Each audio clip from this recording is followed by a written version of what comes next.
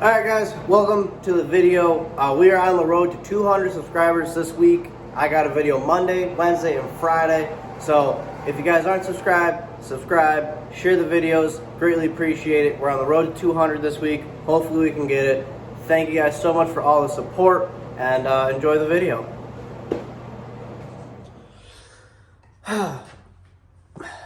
What's going on, guys? Welcome back to another video. Thank you guys for coming along on this journey. I got to crawl in the car with a cutoff wheel, start hacking some stuff up. Dad's going to come in, start hacking some of the rear end up, getting some space for those 10.5s. Yeah, that's it. That's really what we got going on in this video. So I hope you guys enjoy it. Here we go. Here's it. Here it is. This is the video. Let's get to it.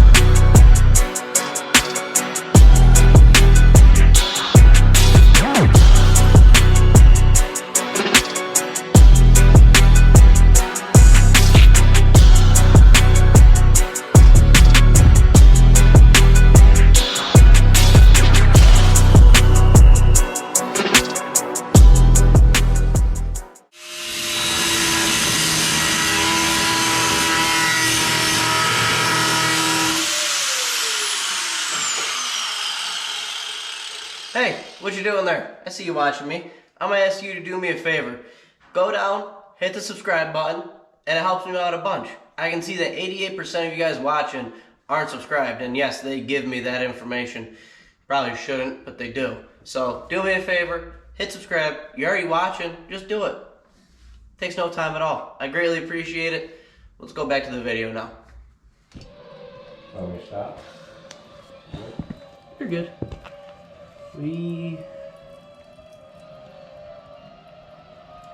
Hold on.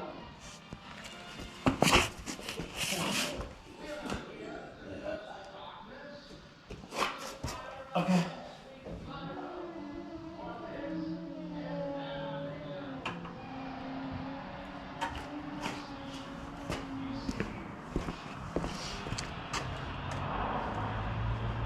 Still good. Yeah, can I have a flashlight, actually? I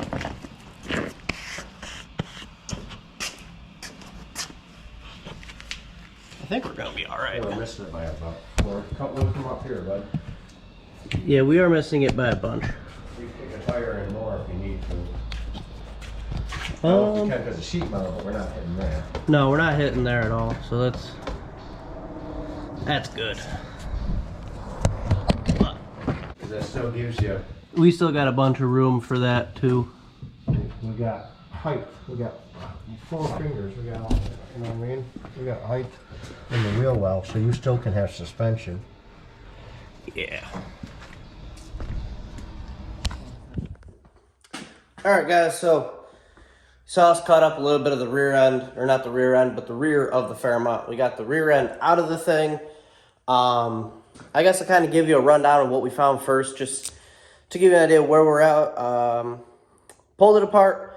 We got 33 spline Moser axles in there with a Moser Engineering spool, so we got some good stuff in there. It's not the worst.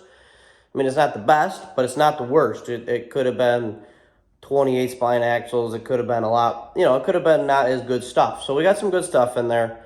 What we plan to do with that, we're not sure yet. We're not sure the direction we're going with the rear end.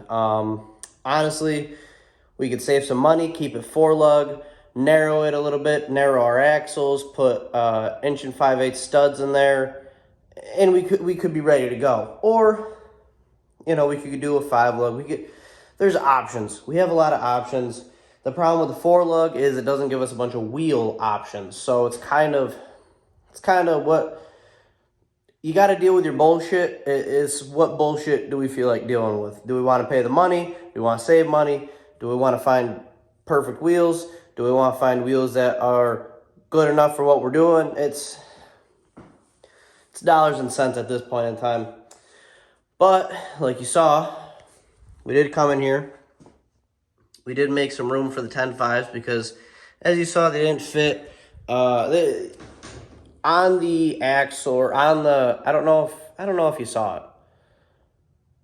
I can't recall if I filmed it, but we threw them up there on the rear end that was the length, more than likely stock length. It was probably out of an Explorer stock length, and they didn't fit real well. And we obviously want this thing to tuck tire, sit a little low, but still use all the stock suspension or stock location. I mean, obviously we're going to do different things. Like, we're probably going to get rid of the shocks and springs and do a coilover on the rear of the rear end.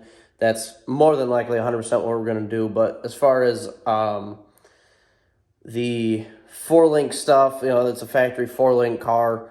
It's a triangulated 4-link. That stuff's all staying. It's not going to become a ladder bar. It's not going to become anything different. It's going to stay a 4-link car. It's a triangulated 4-link. We're going to probably do more than likely coilovers, and by more than likely, I mean we are. That's the direction we're doing. We're going to do coilovers on the rear of the rear end, have that come up through the trunk, attached to the roll cage in some sort of way, or build something completely, you know, with the frame and things like that. But we're kind of getting ahead of ourselves.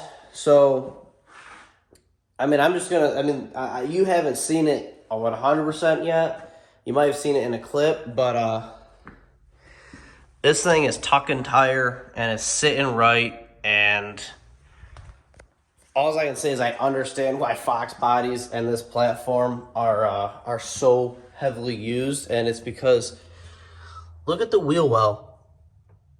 I mean, we cut a section of the wheel well out. We're gonna build a wheel tub, obviously clean all of this up. Actually, while I am inside cutting all of that stuff up, Dad is gonna come in here and clean this up on both sides. Take a little bit out of the take a little bit out of the front wheel well and the rear, so that way everything fits and we don't have this rot here coming through, especially when we're trying to do body work and paint it. But this thing, you have so much room still. I mean, that's one of the I guess I'm not 100%, but like what this is called, to me, this is just part of the 4-link bar that holds the rear end in. We got a bunch of room in that. We haven't even touched the frame. I mean, the frame is still completely untouched, and we got so much room, but we don't need the tire to sit in that far, or else it's going to look gross.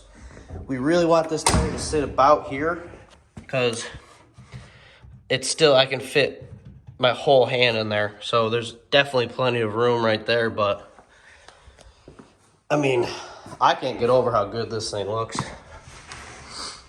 It's just going to be sitting right. I mean, this is, give or take, this is ride height of the thing, you know? It's it's pretty much sitting on its nuts, and I'm not complaining. That's how we like it. So this is also minimal effort too. We're trying to keep this simple and keep everything relatively simple, and we're good. This is mild compared to what we are used to doing. I mean, you can just look at the S10. This is what this car deserved. I'm happy that this is going on. So I'm bummed that I wish the motor stayed together or didn't have any issues a little bit longer, so I could have enjoyed the beautiful weather of spring. But I guess the good news of that is I'm going to be able to enjoy summer and fall. So Kind of got 5 months to flip this thing around. I got a cut in there. Dad's going to clean all of that up. I'm going to come in and figure out how to fix some of the rot in the strut towers, which